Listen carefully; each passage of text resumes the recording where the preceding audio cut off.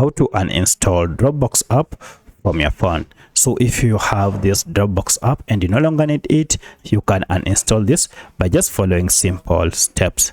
First, you want to find your app and just long press on it.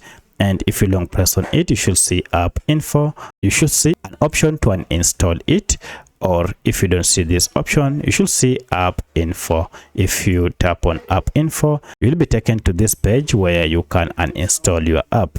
However, if you don't see this page or you can't access the page, then just go to settings, and from settings look for apps, then all apps or manage app option, and here search for your app by name. So just search for Dropbox, and now we can uninstall this by confirming that you want to uninstall your app together with its files will be removed permanently from your smartphone.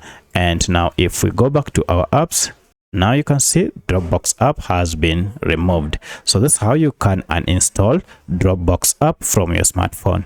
If you have any other question, kindly let me know in the comment section. Otherwise, thanks for watching, and let's meet in the next video.